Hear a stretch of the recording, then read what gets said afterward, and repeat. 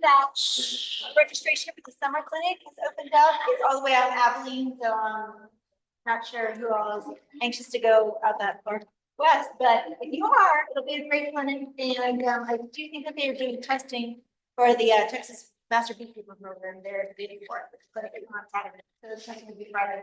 Our big announcement for this meeting is going to be welcoming and the announcement of our scholarship recipients.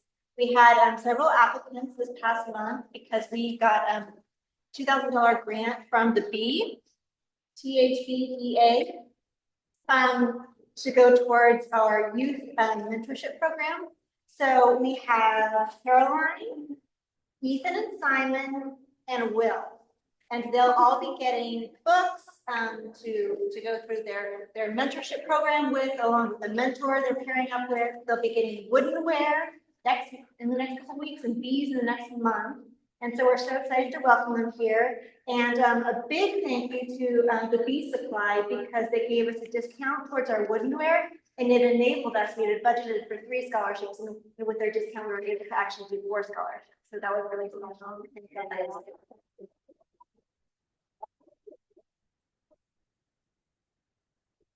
So they'll be here hopefully every month for the next several months, going through bee school and learning how to be beekeepers. And we're so welcome. We're so glad to have you to get our first scholarship program kicked off. So I think with that, we're going to go for a little bit of a micro bee school. Mike is out, our president, who does our normal this month. So, but we're going to have our next president come up and do oh no, Joe! It didn't matter. Our former president come up and do a little presentation on varroa and pests and management for the springtime. Thank you. Thanks. Thank you. Hi, y'all. Probably didn't think you'd have to listen to me again, but here you are stuck again. Here we go. So, for treatment of your hives, one of the main things about keeping bees is actually controlling pests of the bees. Putting the bees in a box and watching them from the back porch, that's easy. Making sure that they don't have any pests on them, that's the hard part, what you gotta really do. And if you don't do it, you will lose your hive within 1 to 2 years. So you'll be looking good for a whole year for sure. And then like all of a sudden your hive's like, oh, it's full of wax moths, or it's full of like small hive beetles or whatever. So there's a couple of things to do. One is small hive beetles in our area, put the hive in completely full sun, like as much sun as you can possibly get to land on the hive. So right in the middle of the field, middle of your yard if you can, try to have it shaded and try to have it in like wet, soft ground, because A, your stand will sink and your hive will eventually start getting really needy. And B, small hive beetles can kind of live in that. They drop down to the ground and come back up. So you don't want that. So you want it in nice, hot sun. The hive beetles don't like the hotness so much. And you put those little plastic traps for the hive beetles that you put a little mineral oil in, the bees will run them in there and kill them. So the hive beetles are actually pretty easy. They're not really that huge of a problem, and they're kind of easy to keep to control if you do that. Varroa mites is a different problem. They will, if there's varroa mites in the neighborhood, your bees will eventually eat varroa mites. So you have to do what's called a mite check. And that is where you basically take, I use Dawn, a little bit of Dawn dish soap in water, and you put it in, you get a half a cup of bees, and you scoop them out. There's a technique for doing this, but anyway, you basically get a half cup of bees, put it in here, shake them in this little thing, look and count how many varroa mites you can see that fell off the bees. The bees are going to be dead, but the varroa mites will all fall off. And you can count, you get more than about, you're going to have about 300 bees in there when you shake it. So you're going to lose 300 bees, and you want to make sure you have like less than 6. So if you've got 1 or 2, probably no problem. If you got, 5 or 6, probably is a problem. So you want to treat for it. So, and you want to do this, you want to check the varroa mites, people say once a month, but I mean, realistically, I don't know very many people use that. Maybe you do, but no, yeah, nobody really does it once a month. So I check them in the spring when when I first get back in the boxes in February or, mid-February, early March. And if I see I got a bromide problem, then what I do is I use extended release oxalic acid pads that I make myself that I actually have like 4 of them for door prizes today. It's just as happens. They're easy to make. You can get the recipe on Scientific Beekeeping. Takes a double boiler, a couple stainless steel pans, and it's actually really easy to do. And some Swedish sponges. Then in the summer, after you do the harvest, you want to check again to see what the bromide count is, because what's happening in the summer is your bee population is kind of going down while the bromide population is going up. So that's when they have pretty good danger of that and having real problems. So you want to check them again. And with that, then you can treat them with like some kind of thing, like maybe Apivar strips or something like that. Some of the other ones that are more natural treated with formic acid and thymol. I think the other one. Both of those are kind of temperature sensitive. It wants to be like below 85 degrees and stuff, which is like in the middle of summer in Houston, in Texas, where they're not happening. So, but some of the other strips you can buy like Apivar, those are not temperature dependent, so you can put that in. And then one last check before you put the bees away for the winter, which is going to be first part of November, so to speak. And if you do think if you're counting enough bromides to give you any concern, then I use like an oxalic acid drip. And what you do, you mix up your oxalic acid with a little sugar water. There's a formula, again, on Scientific Beekeeping from Randy Oliver. And you use a syringe. I got one of these syringes at the Tractor Supply that they use for giving horses or cows or something. It holds easy 50 cc, holds right at 50 cc's, which is what we're going to do. You drip it in between the frames on the bees, and that takes care of it. So if you don't treat for bromides, you will lose your hive. If you don't test for bromides, you won't know that you need to treat for bromides. And it's not recommended that you just randomly treat your hives without checking, because then the bees may build up a resistance, or the bromide may build up resistance to one of our products. So recommended you check them, at least check them 3 or 4 times a year, and treat them if you have a problem. And then your bees will be great. You'll have bees for 5 to 10 years, and your friends will be amazed. All right, any questions? Thanks. And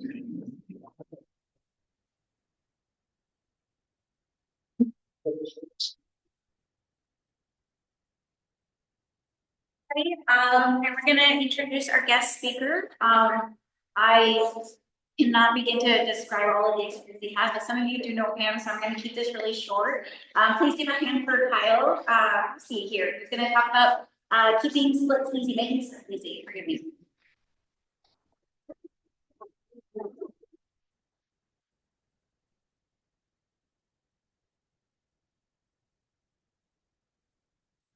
Good evening, y'all.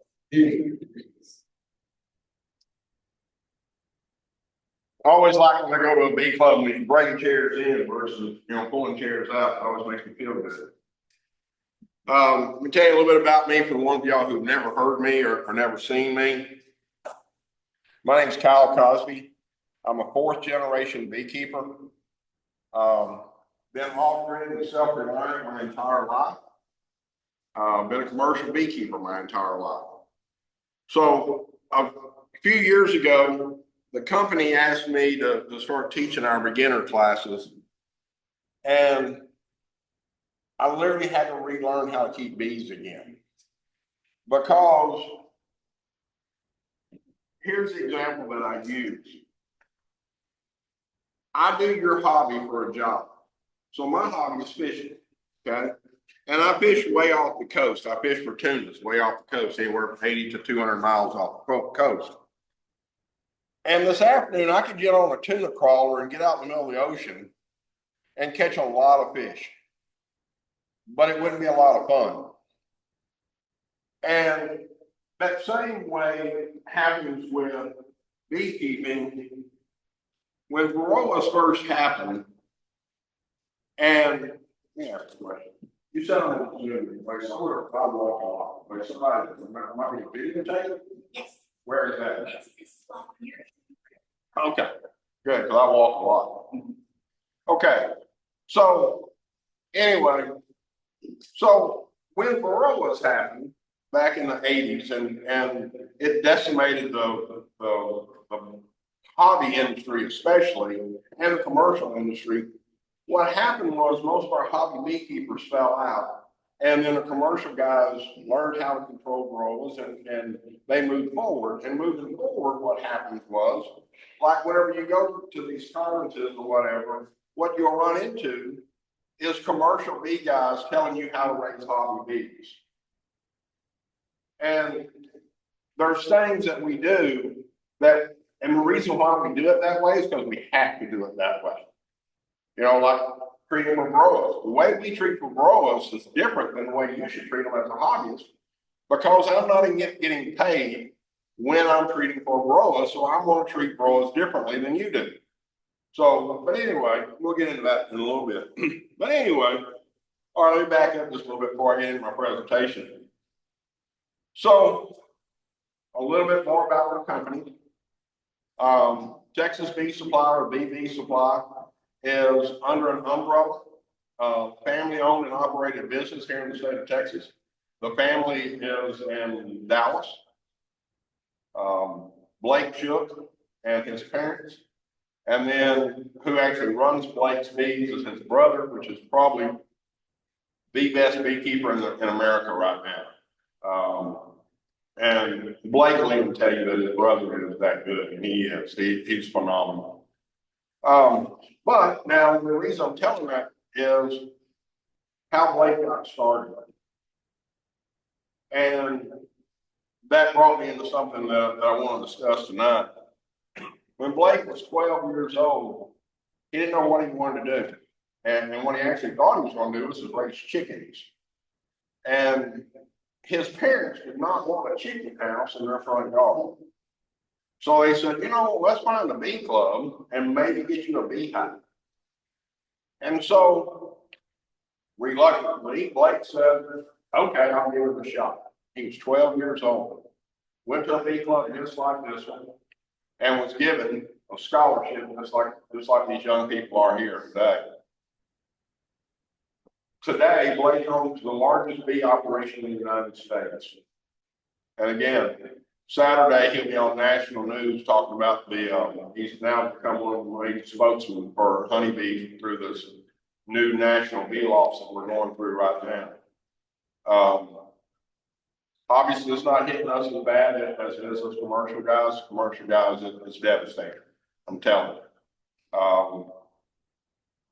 That's about all we can say about that. It's devastating. So anyway, the reason why I'm saying that is I just heard when I came here tonight that you are going to start this new program and you're going to have the juniors come in. So what I said was, I'm offering, if anybody would like one, I would volunteer a beginner bee class. It's my beginner bee class or our beginner bee class that we teach.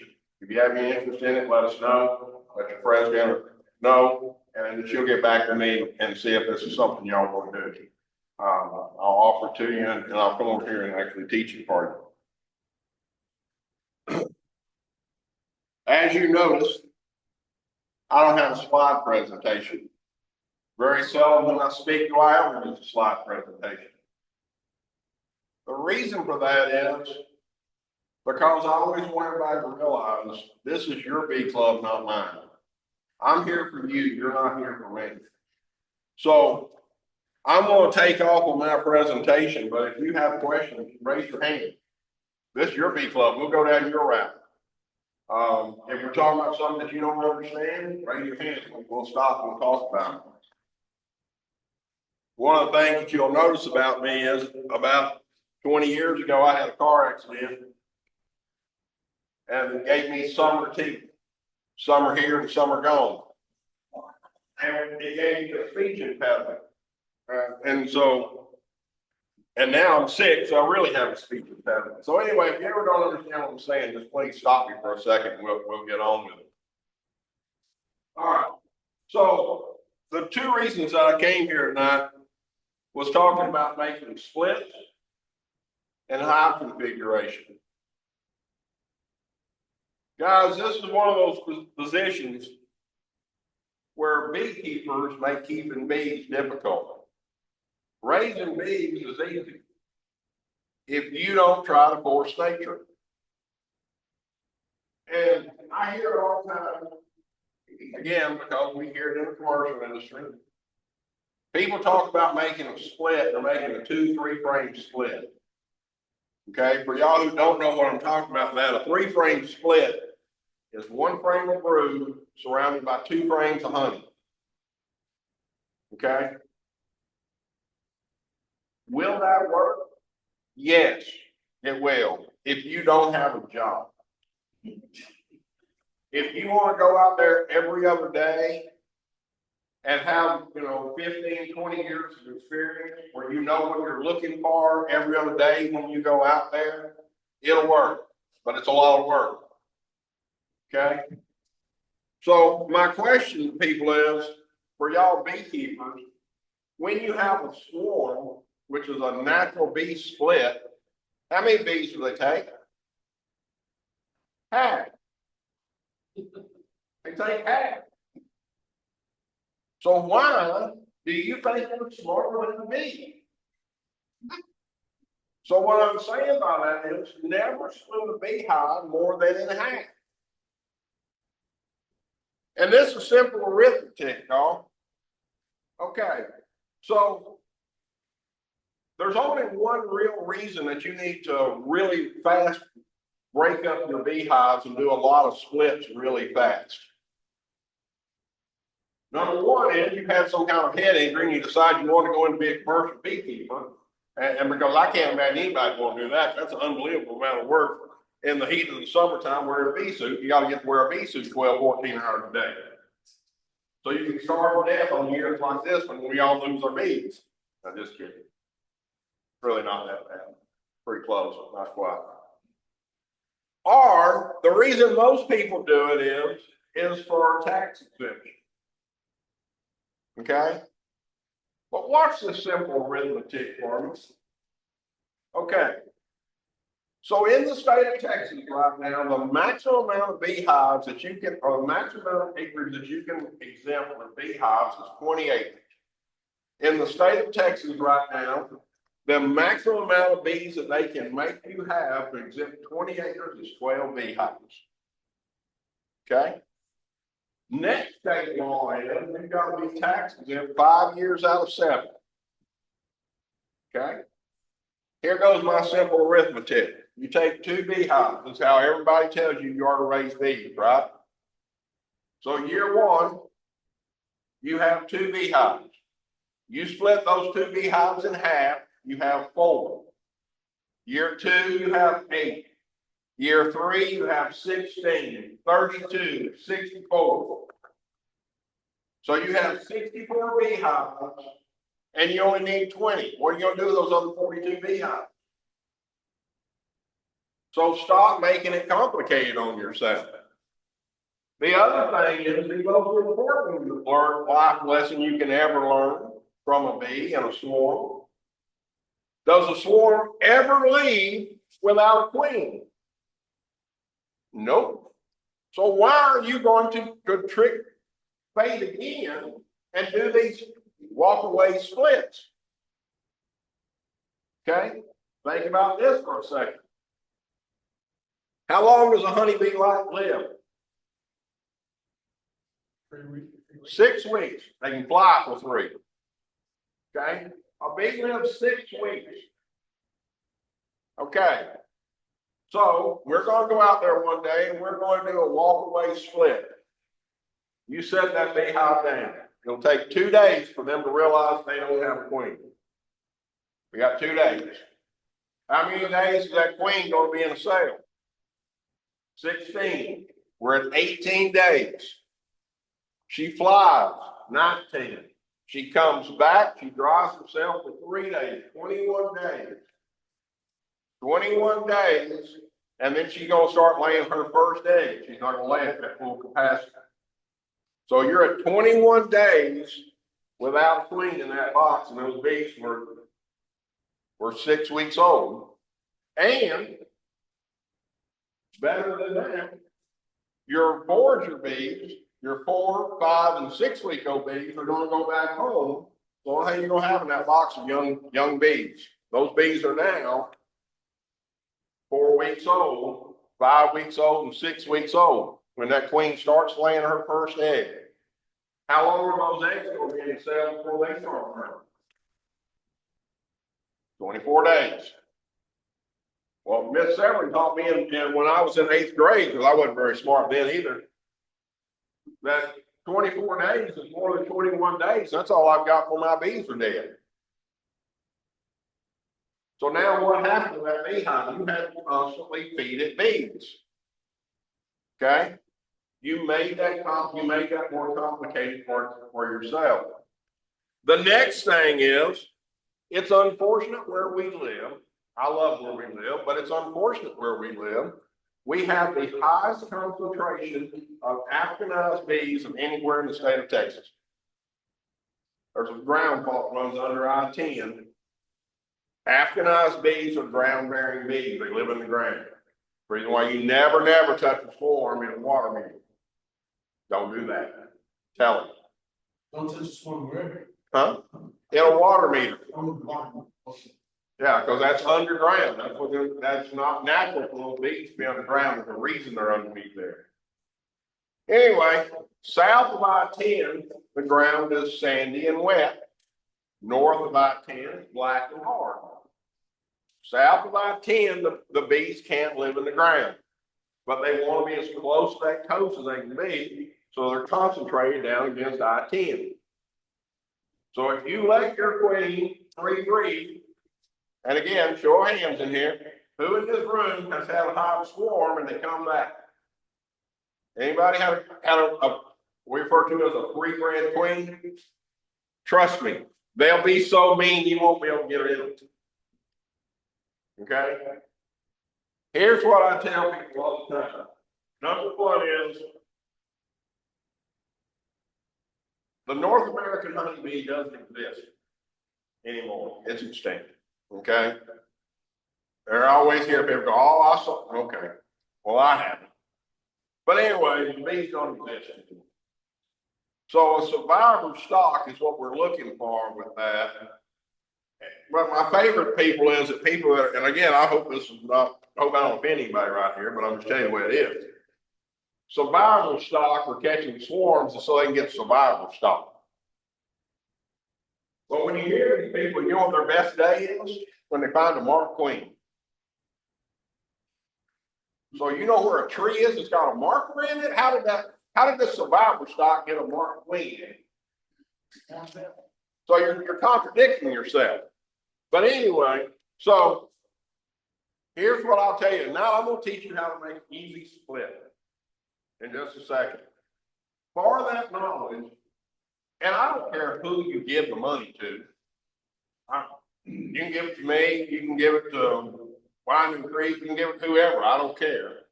But pay to play.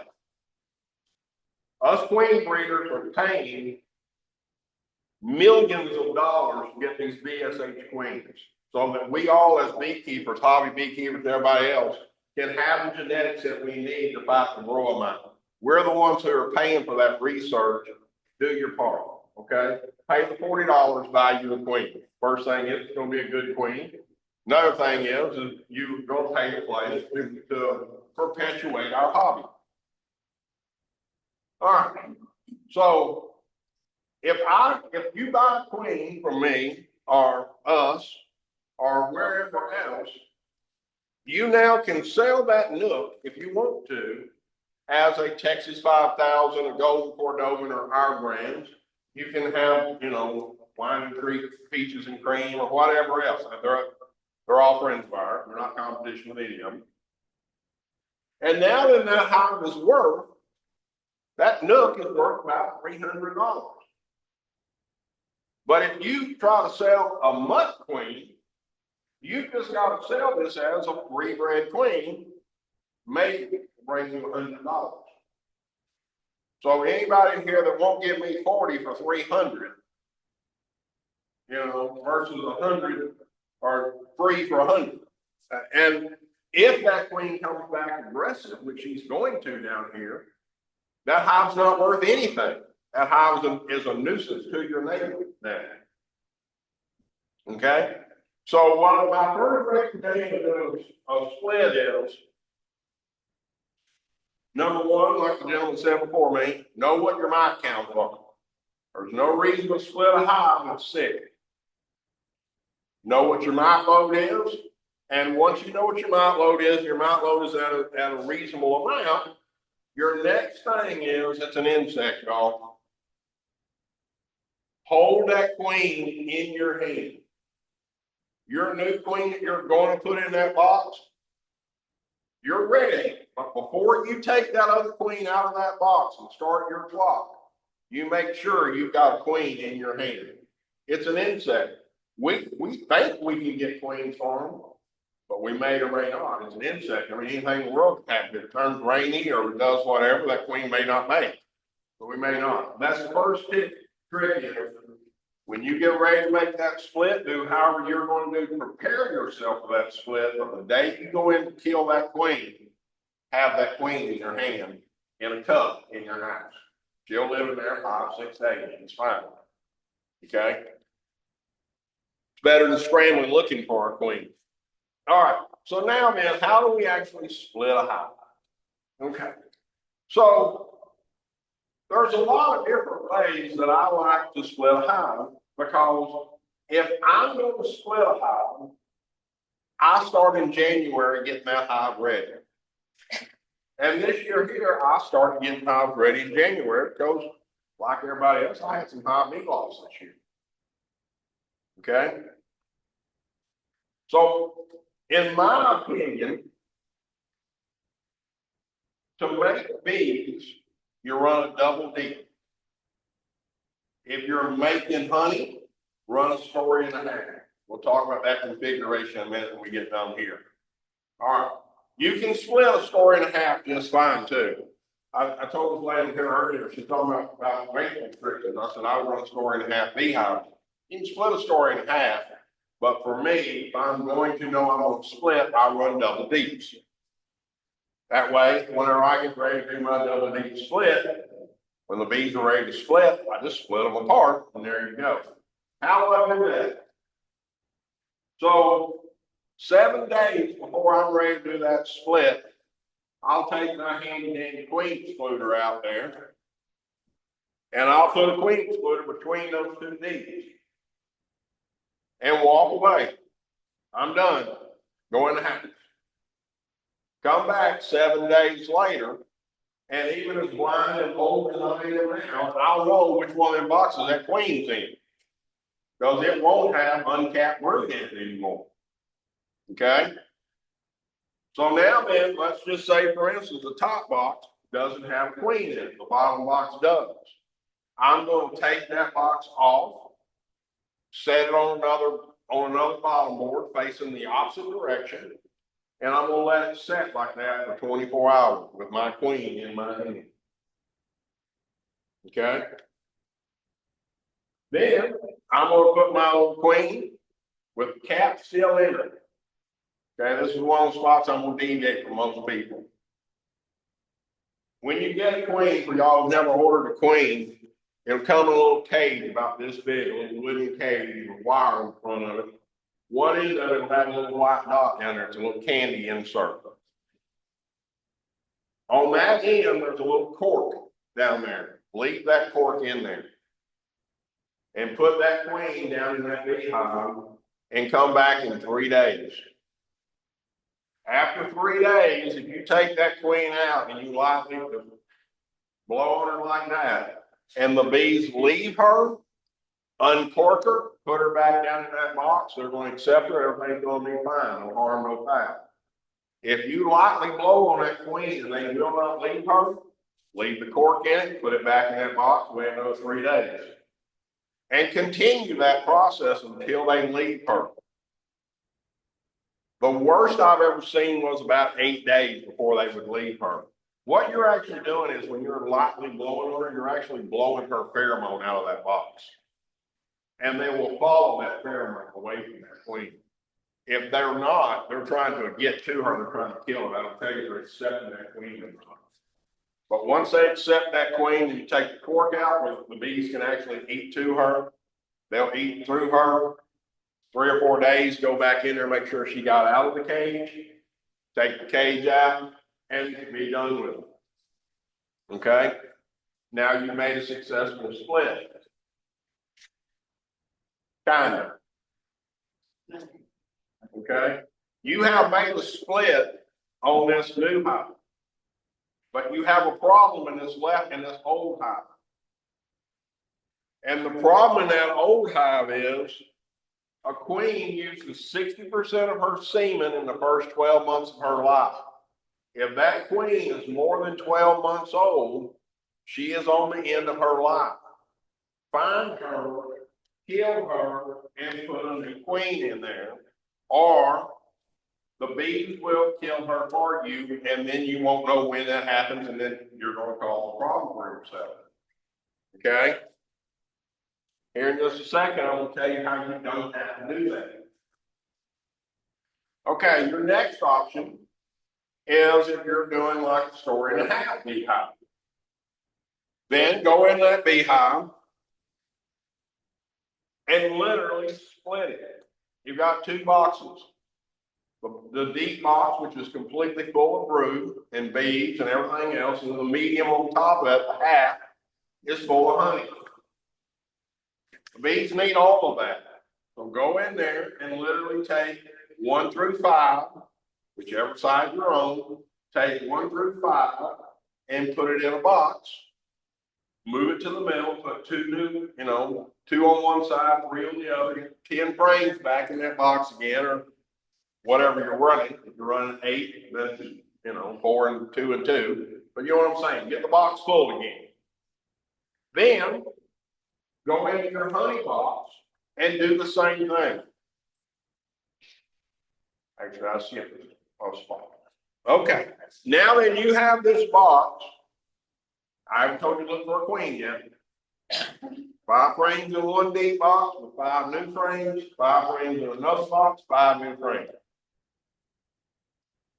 Get your handy dandy queen excluder. Put your queen excluder down between those 2 boxes and restack it for 24 hours.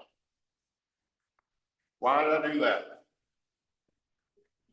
Going to reorient my bees again. It's going to spread my bees back out so they'll equalize themselves between themselves.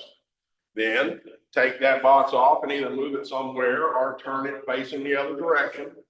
Add a new queen to it because you want to kill both queens. And then put your honey back on top of it. Now your hive has honey and brood. Okay? All right. So that's about as far as you really should ever split a beehive. Except. All right. So, as you notice, I've been talking here tonight. You know the old joke we all tell that if you want to know an answer and you ask 10 beekeepers, you'll get 10 different answers. You obviously didn't ask me because I've got 8, unless the beehive's just dead, there's not a bee in it. Okay. All right. So my other one is, you did mess up and you did let that queen, for whatever reason, make a new queen. And now then you have a gorilla in your backyard. You literally can't walk back there because it's mean and it stings you and it won't let you go away and all that other stuff. All right. So here's what I will do with that. One or 2 things. Huh? You can call me, and because I've been having a lot. I have a beehive right now in my store that's mean because it was in a neighborhood in Houston and the fire department had been called and they had to do something today. And so I came pick the beehive up. I didn't have a queen, so it spent the winter at my house in time out. So anytime in my pasture, I actually teach beginner bee classes with it. So I like to do that. I like for my beginners, and I will tell them, I am going to put you in the worst situation you'll ever be put in raising bees. Number one is, and anybody's ever seen one of my classes, this is gospel truth, I'll tell you. One of those beehives up there is me. Y'all guess which one it is. Because we're all going to open beehives. We're going to open 8 beehives at the same time inside of the bee yard. So, and the reason why I want that is because I want a new beekeeper to have the experience of having a lot of bees around. Because you should never have that experience. I want people to walk over and open an aggressive beehive when you're out there with me, when you're protected and comfortable, in case you ever go. So I can go, that is not acceptable. That is acceptable. That not so much. I would do something about that. Now, when we get done, I come here and go out back and show you one that you should never have one like that. I have one of those too. So, but anyway, all right. So, if I have that beehive, yes? One quick question. So when you do the split, so do you change the location of the hive? If I have to go out and reorient it, okay. or do you keep them like that? All right. So his question is, when I do a split, do I relocate my bee? And my answer to you is, and this question was, do I relocate them or what do I do? And my answer to that question is yes. Because what's the situation in the yard? Commercially or whatever, even my sideline yard, I have another location. I have a baby yard. I'll run them out as ag bees or whatever, and I'll take them out and put them on somebody's ag property or whatever. But most people in this room do not have that luxury. Oh, we have other beekeepers that we drop behind. Well, yeah. But what I would do is I just turn it. Just literally turn 180 degrees. And because I'm gonna tell you what the reason why I do that is afternoon drift is a real thing. Okay? And notice this when I say it. If you have 5 beehives in a row, your outside 2 beehives are going to be stronger than the middle. And one side is going to be always stronger than the other side. And what that is what we call afternoon drift. Those bees are coming in, and whatever the strongest hive is going to be your prevailing wind side. And those bees are trying to make it back home if they can't. As long as they've got honey gut or pollen sacs, they'll let them in. They'll just push them a little bit and go, okay, come on in. And now then they spend the night really turn out part of that hive. So that's what I do a lot of times. I will use afternoon drift to my benefit. I'll put my splits on the very end of the hive where I get afternoon drift. One of the other things that I'll do that's, again, not the way most people do it, but if I'm going to, say for instance, I've got doing a fall split, where I've got a queen that's only 6 months old, and I'm not gonna kill her yet, I'm just gonna split her out. Then I'll put the new queen where the hive was and move the old queen. The reason for that is when I'm working in the bees, the forager bees are gonna come back and I'll give my bees a boost of forager bees. You'll have a little bit of fighting without much, not if it's on a split like that. Anyway, we'll turn me 180 out and then we find them on the backyard. Okay, so that's how we do splits. Don't start your clock until you got a queen in your hand. Never leave an old queen in the hive. Okay? What I always say is, sorry guys, bees are 13-year-old boys. And I have 11 adopted children. I've done this a long time. I don't care what punishment you give a 13-year-old boy. I don't care how much information you give a 13-year-old boy. I don't care whatever happens. If you give them an opportunity, they're gonna make the wrong decision. Just to see if it really will work. It's just the way we're wired. And as men, we don't get much better than that. But anyway, so I never let my boys make a decision. I always sometimes I let them think they're making a decision, but they're really not. I'm making that decision for them. And the same with my bees. I don't ever let my bees make a decision on anything. When I add a box when I want an 80-20 rule, when I'm adding a box to a double D box, I put in that box what I want in that box. If you're gonna take a double D, put it on top of another D box, move a frame of brood up and put it in there. And then put 2 empty combs in there and 2 frames of honey in there. It'll give that queen a reason to go up. If you don't, they're gonna fill that box full of honey. They're gonna make a decision you don't want them to make. Okay? When I put a honey super on the box, on the hive, if I've got a honey super, I'll put honey in that box to make sure they always check them, especially on my second, third honey supers. I'll checkerboard them. 1 honey, 1 empty, 1 honey, 1 empty, 1 honey, 1 empty. 2 reasons. Number 1 is to maximize honey production, because it breaks bees out for them not to have honey right next to each other.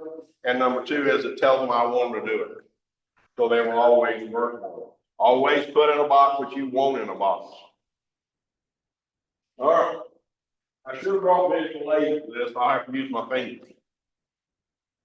All right. So here's how I actually do splits. Okay. Now I told you the way that I'm suggesting that you do splits. Now I'm gonna tell you how I do splits. Okay. I'll take 2 double Ds. Okay. I don't have a box here, I just have my fingers. You got hive 1, A and B, hive 2A, 2B. Okay. I'm gonna do what everybody's told you cannot do. I'm gonna take 1A and set it down on the ground on top of a entrance. On top of the bottom one. I'm gonna put 2A on top of it. Then I'm gonna put 1A or 1B, 2B. So that hive is split like this, 4 hives.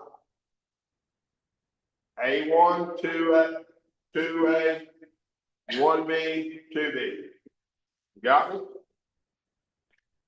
And I'm gonna put a lid on there, and I'm gonna go to the house, or go get me a cup of a Dr. Pepper, and I'm gonna wait about 4 hours. Then I'm gonna come back, and I'm gonna split those 4 beehives on 4 different bottom ones. Then I'm gonna let them set another hour to 1.5 hours, and I'm gonna drop 4 brand new queens in there, 1 in each one of those boxes. And I'm done. I know, I was not that pretty good purpose, but it's okay. They killed it. So when we had the North American honeybee, you absolutely could not do that. Big no. Because North American honeybees would fight amongst themselves and wouldn't kill the queen. They would just fight amongst themselves and kill your colonies. European bees don't do that. European bees hate their queens, basically. They will kill their queens for any reason whatsoever. The reason why my company offers a 30-day warranty when you buy bees from us. The reason for that is it's called travel debt. Because when you're hauling those bees and jostling those bees and all that other stuff, you can stress that colony enough that they will kill that queen. If your varroa mite load gets too high, they will kill that queen. If you crinkle a wing on a queen, they will kill that queen. They are basically looking for a reason to kill that queen when you put her in it. So, I'm able to kill the queen. They kill the queen. And now here's the reason why that we do it. Number 1 is it's a whole lot faster. I don't have to find that many queens. Because when I'm doing splits, we're doing hundreds of splits. The other reason why we're doing it is because of bee communication. All right, when you're looking at a bee box, and I always talk about bee nut boxes and numbers. So whatever frame I'm standing next to is frame 1, and I know frame 10. Follow what I'm saying? If I'm standing over there at frame 1 to 10, they don't have any difference because the beehive is ranked.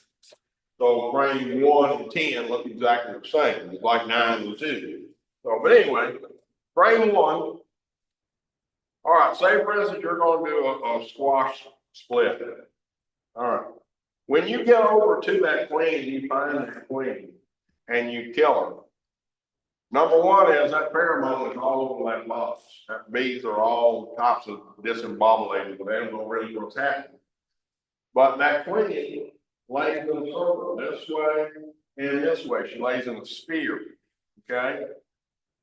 So if she's laying on frame 3, and when that hive settles back down, they know that frame 3 doesn't have a queen, so you should have been here.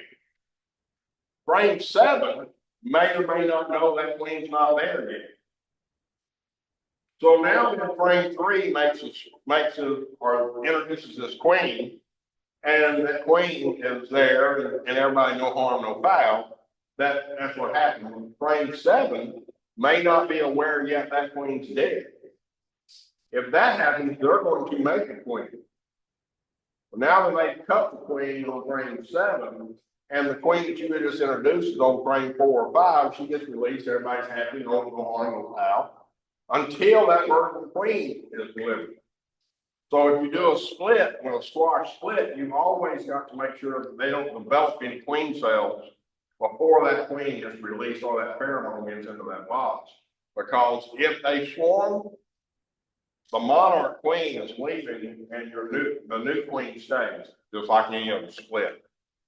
Follow what I'm saying? So that's what doesn't happen. The bees know they don't have a queen because they kill them. And it increases your success rate. All right. I heard you hear like smear in the bottom. That don't know. Not really. All right. Is it better to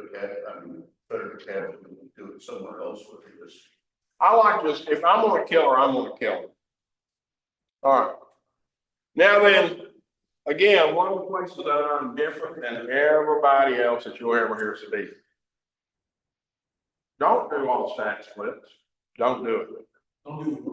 What I just called stack splits, don't go out and put all your beads stacked together and say, I'm going to try this. Because there's some techniques in there, and yes, it's pretty much that simple. But if you have 5 beehives, I may do 2 a stack split. I would do 2 double D, 1 with a stack split. And everything that you do in bees, find how you like to do it. What works best for you? What are you most comfortable with doing? Okay? Literally, in all my years of keeping bees, I've shrunk beekeeping down to 2 rules. I only have 2 hard and fast rules out of all of them. The 80-20 rule. When a box is 80% full, you add a box.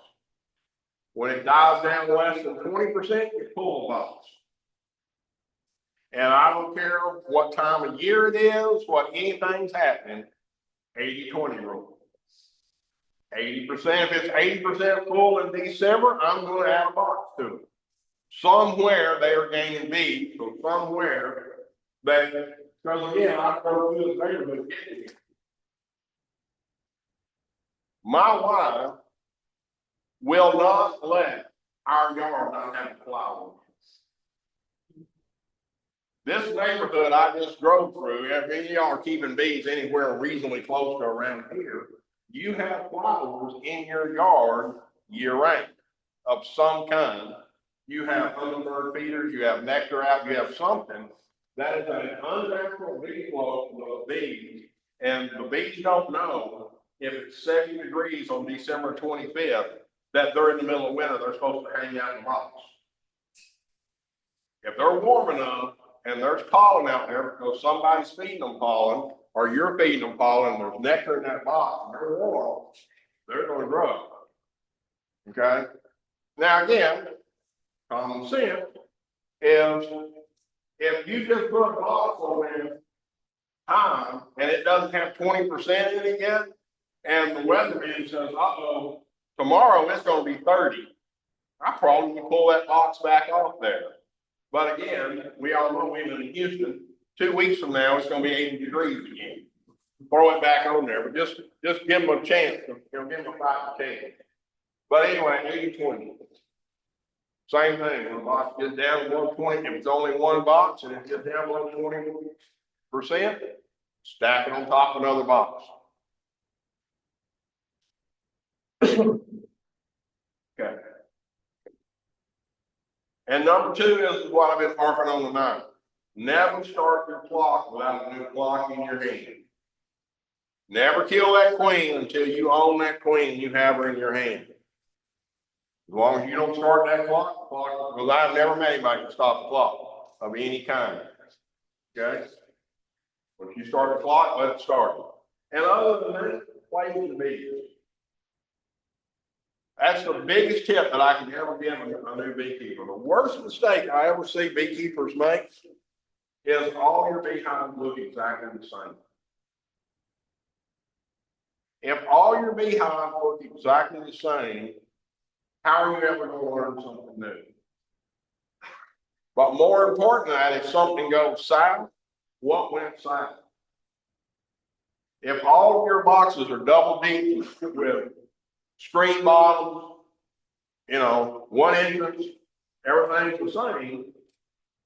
Number 1 is it's easy to get frustrated with your bees because you don't know why they're going south, or you don't know why they're doing well. And you'll also lose interest because there's nothing new going on out there. Start off with something as simple as having one screen bottom, one hard bottom. Which one do you like better? Well, it makes no difference to the bee. Which one do you like better? Do you like top holes? Do you like introducers? Do you like story and a half? Do you like 2-story? Do you like longs? Have different things in there. Broad mount treatment.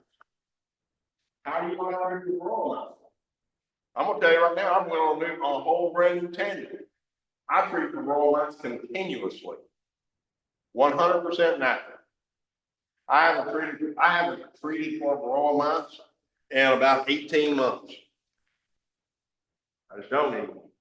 I have this, I'll give them a food supplement that has some tricky things it does to them. It increases their VSH characteristic, but I do that every 2 to 3 months, and that's what I'm rolling.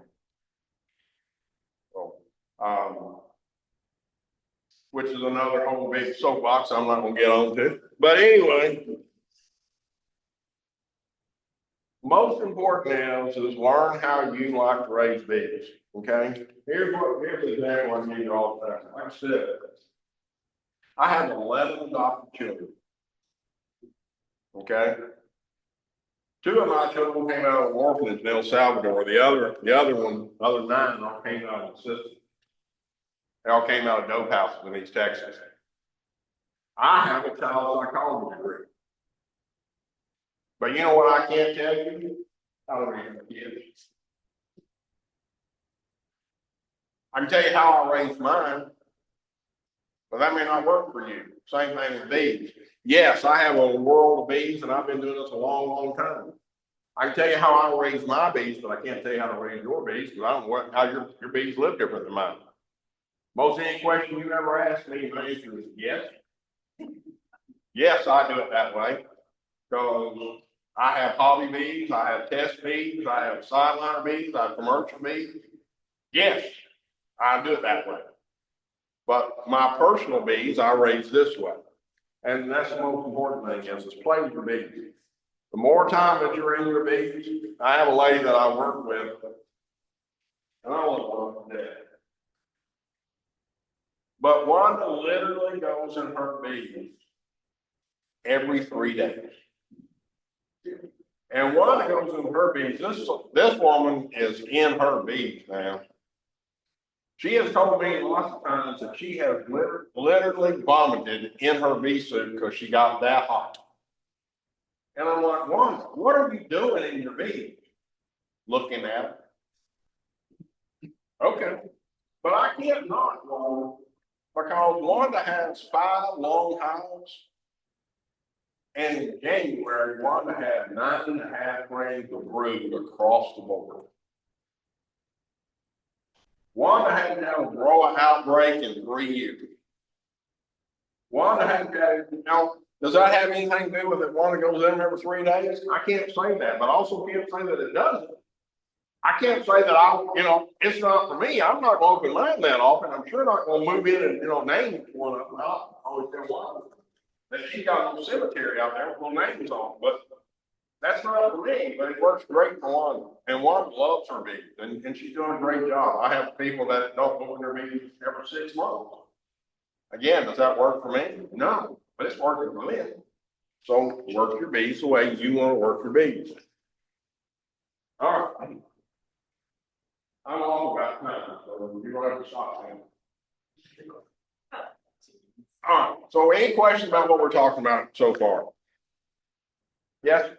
So what, did you finish the story about what happened to that hive that you? Oh, I never did. You're right. All right, no. Okay. So if you get a hive that's really, really aggressive, number one is they're next to impossible to requeen. Okay? But here's my answer to that. I'm gonna do one or two things to that beehive. I'm gonna apologize before I say this. Either I am going to do what I refer to as blue magic in that beehive. And blue magic is 2 ounces of Dawn dishwashing liquid in a gallon of water. You pour it over the top of those bees, in about 30 seconds, they get really, really docile. You shake out the dead rest at the bottom, and you put a new nook in there. And now that hive's not aggressive anymore. But that don't work for most people. Here's my second option for you. To me, I can't get it out of me. I'm a farmer. That beehive is worth $400 to me. Okay, that's what it costs. It costs $400. Either it's got to get right, or it's going to go meet Jesus. That's the only 2 choices that beehive has. Because it's not going to sting me, just like a dog's not going to bite me. That's just not going to happen. So if a queen costs $40 a piece, here's what I'm going to do. I am going to split that beehive down to 1-2 frame splits. Do exactly what I told you from the beginning, never do.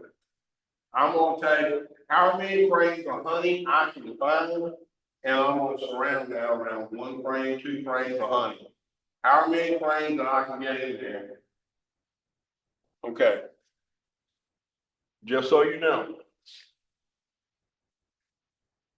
A queen can only maintain 9.5 frames of brood at any given moment. That's terminal velocity. There's 15,000 cells on each frame. A queen can lay 2,000 eggs a day, and cells in there for 21 days. The math tells you by the time 21 days comes around again, those eggs are going to be hatching, and she can only maintain 9.5 frames of brood at any given moment. So if you're running a double deep, you're going to have 9.5 frames of brood and 9.5 frames of honey. That's the way that works. So I'm going to take that honey and I'm going to put it on there, and I'm going to split that hive down there along 5 nooks.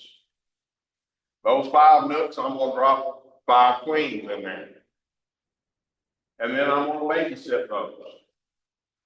Some of them are going to make it, some of them aren't going to make it. Actually, what I normally do is I normally add 4 queens and leave that mean queen. So that mean queen's going to make it. But that being queen is now part-time for the 4 hives that I want to make. And I'm gonna take frames out of there. You don't need that many bees, then I would do this over steps. I would do one, make 2 frames split, drop the queen down in there, and see if that queen will take off. If she starts dying down, add another frame of brood into it out of that main hive. And keep doing that until you get that either 3 or 4 good hives out of it. You need that many. If you don't, then you're gonna make it one good hive with sacrificing the bees off of that main hive. Okay? The reason why that works is 2,000 mean bees is not too bad. 60,000 mean bees is a bad day. So that's the only time that and the reason I'm gonna do it is I wanna get them down to as few bees as I can possibly get in there, and it'll make them maintain. So that's what I would do with a really aggressive hive. Don't waste a queen, putting a queen in an aggressive hive. I'm telling you, they're not going to accept her. You are just gonna waste money. If they accept that queen at all, you force them to accept her, you go unqueen, make them where she is queen set, where you trap the queen, or the way to do it, you trap the queen and you hold her in the set. And then whenever you wait 7 days where there's no eggs anymore, then you pull that queen out, you kill that queen, then she's hopelessly queen. And then you have a queen and they're more likely to accept her. They're really not. They're either going to accept that queen, and 99% of the time, if they do accept her, within a week to 10 days, they will kill her, make another aggressive queen, and then they will take off again. Once you get them out really in the break, they will have to be aggressive. So either do something dramatic to make that hive not do that. And again, you don't want that to happen, then it needs to. Don't ever let that happen. Kill your queens. If you don't like killing your queens, that's it.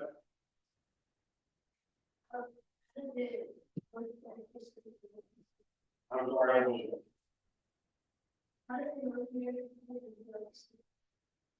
Question is, how North American honeybee going to think? North American honeybee, the varroa mite killed the North American honeybee. They wasn't BSH at all. They were extremely docile, and they just decimated them. They killed them. Anybody's ever seen one? They were cool. They were super docile bees. They had some problems, but they were good bees. All right. Any other? With that super meat hive, if you've already got one, and obviously they're just going ballistic. Any tips on how to find that super meat queen so you can dispatch her? Sure. All right. So, how you find the queen in general is she's on the next frame. Okay. And again, that's the way I mean that. Okay, but how you actually find her is, all right. So you're standing on that box, and you pull frame 1 out. You look at it. Next thing is how you look at it. That frame is a rifle. So the back part of that frame is your back side, and the front edge of that frame is your front side. So you're going to hold it at an angle about like this. And you look down that hive like this. Never hold the frame in front of you if you're trying to find the queen. The reason for that is, number one is, if you look at a frame like a book, you've got to look at all the bees in the box, and you're going to agitate the bees, you're never going to find them. When you're holding her around an angle like this, the queen hasn't seen daylight since she got mated. So she's extremely light sensitive. So whenever you hold her on an angle, what you're actually looking for is that bee to jump up and run. She's going to run away from that sun. So when you hold that frame back, she's going to run down that frame like that. But anyway, all right, so you take frame 1 out, look at it, and there's nothing going to be on the frame 1. So it's easy to look at first thing. Set it down. rake number 2 over towards you, pull it out. And before you look at this one, look at the next one's in the box. First thing is you're going to be at the right angle, and you just pulled out of the darkness. This frame, the frame you just pulled out of there is in the light. The middle in here is going to be in the dark. So when you pull it out of there, like I said, most of the time as you go across there, I don't know what frame she's on, but 99% of the time she's on that next one. And you will find her on that next one. So you pull it out, and then actually you don't need to really look at the side that you are that's against the light, but she's not on it. You're just going to look at the dark side of that frame. And then look at it at an angle, and then keep moving across there until you find it. All right, but if you can't find it, the next thing you're going to do is put that hive back together and let it sit for 24 hours. Let it calm back down, because you're never going to find bees when the bees are running. You need those bees to be docile and calm. Go back out there, and this only works on a single story hive. But if you need to find a queen of double hive, take all your frames out one by one, slowly. Take your frames out, give them a second, set them down. Take them out, give them a second.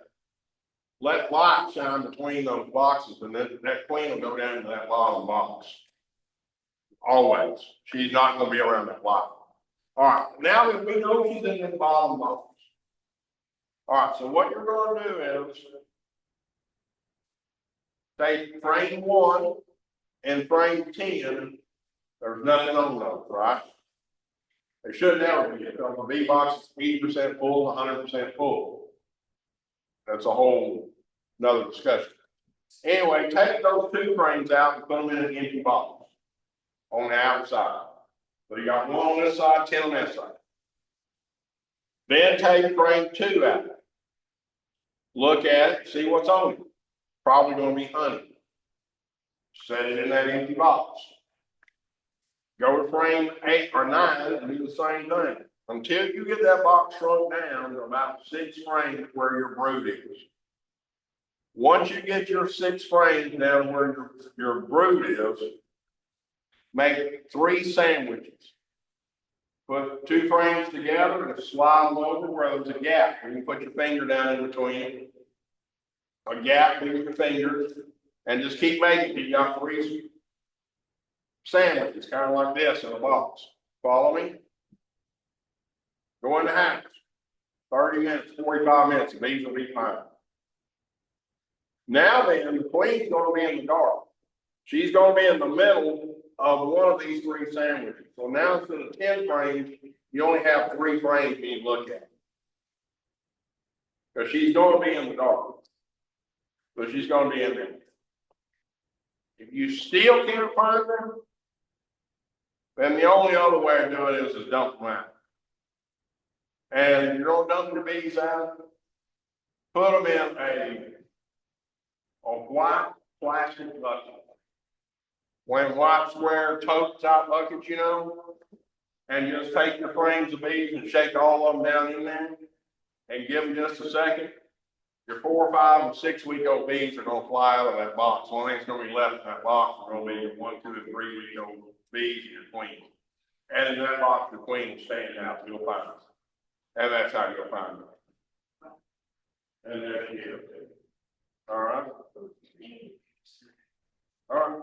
I ran out of time. Like, all right,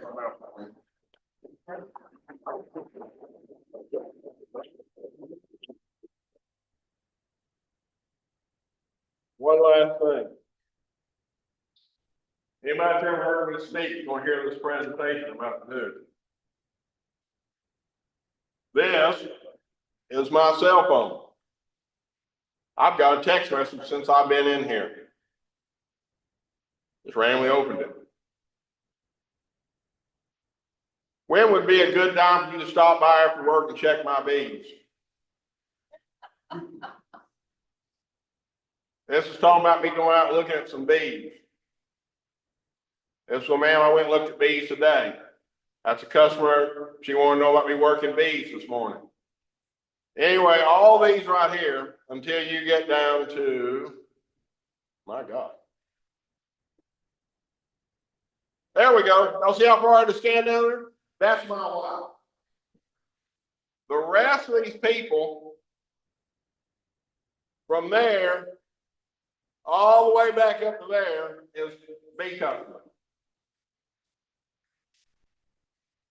My wife, Becky from Round Rock, bee customer, my wife, bee customer, bee customer, bee customer.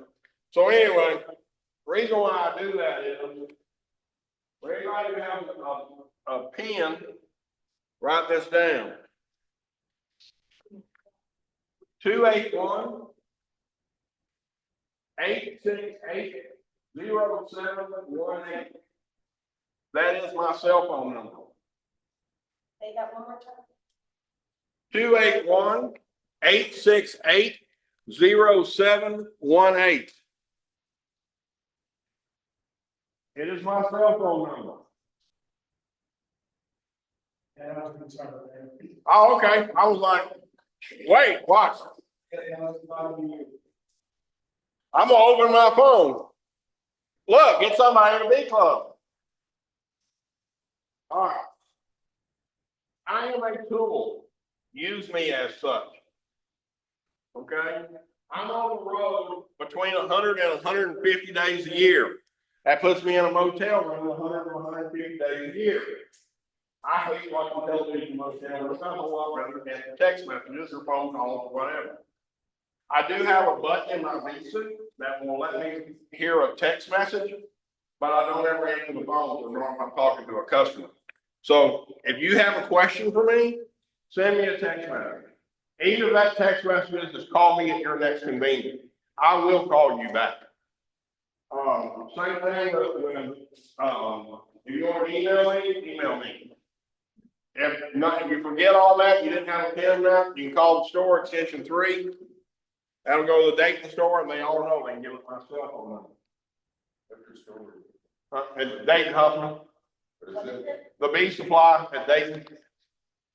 So, again, if you can help me in any way, and you guys, literally, again, I can only say this as many times as you'll let me. We literally built our store on our customer service. You can literally call me and say, hey, Kyle, I have Weaver bees. I have a Daydamp bee suit. I bought my smoker on Amazon. And you're going to get the same exact, okay. How can I help you? You're going to get the same customer support. It doesn't matter if you ever buy anything from us at all. We don't, again, the honest retail center in the world, we're trying to sell stuff. We just want to give away information. So use us if you ever feel like you're left out in the cold. It's your fault, not mine. We'll offer it to you. All right. I'll be here. Yes, sir. Look, I get all my things from David, Beekeepers, and you say it's 100%. I mean, there's wonderful people working there. I've bumped into you a couple of times there too. Yeah, it's a great place. So, well, this time of year, one more thing. And I really said that 20 times, I'll make you leave. Not just us.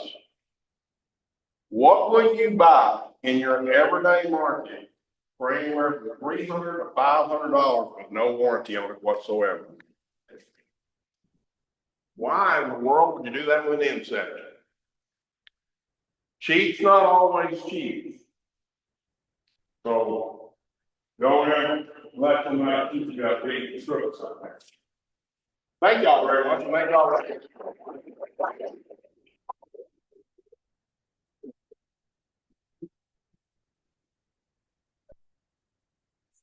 You cannot get into your name or donated by Kyle. So again, thanks again. Yeah, y'all let me come. I'll even bring Troy. I'm bring Troy. Joe Powell, You're first. I'll pass. Joe Maxwell, No, Ty Maxwell. okay. Okay. 15. Hartford, Washington. Yeah. Come on.